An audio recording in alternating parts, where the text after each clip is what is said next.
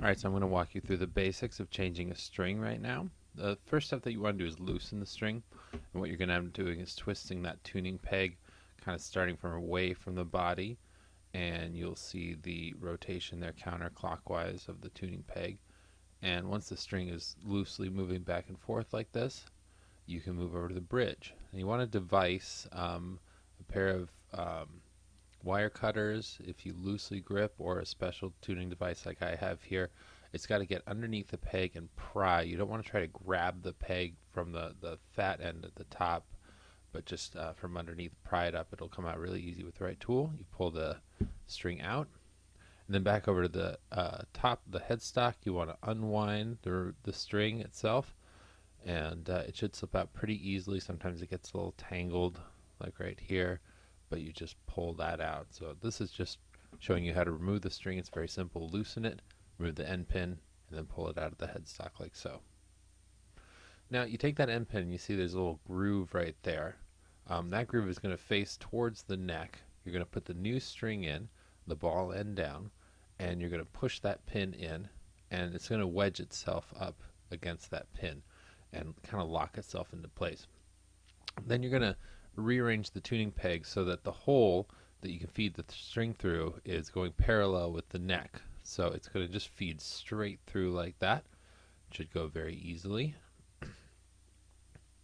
And then once you get it through, you're going to need to tighten the string. The first thing you want to do is choose a tension just where the string is a couple inches off the neck, not too far, not too light. You might need to experiment. Then push the string close, the part of the string closer to the body, down. And as you tighten it, you're going to wind it, and make sure that as it winds, it goes kind of from top to bottom, like so. This will be a clockwise motion this time.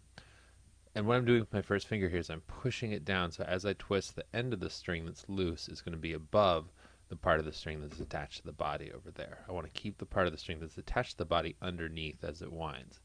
And so I'm going to twist and twist, and I'm going to recorded this whole thing. I didn't cut any out, so you can see about how long it takes.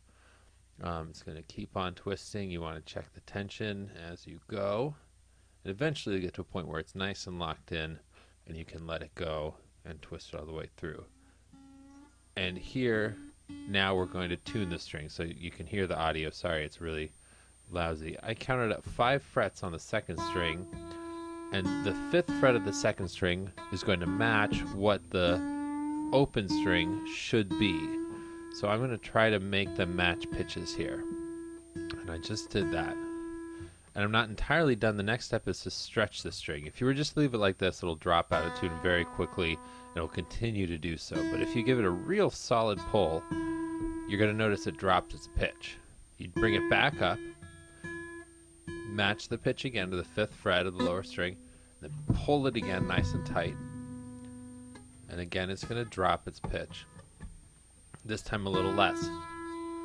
And every time you do this, it's going to drop a little less and a little less. And 4, 5, maybe 6 times, it's going to stop dropping pitch. And after that, your strings will be stretched out, and you won't have that annoying tuning drop that a lot of people complain about when they get a new set of strings. This is an important trick to include. Once that's all done, you take a pair of wire cutters and you get as close as you can to that pin or peg, and you cut the rest off. And that's it. Congratulations.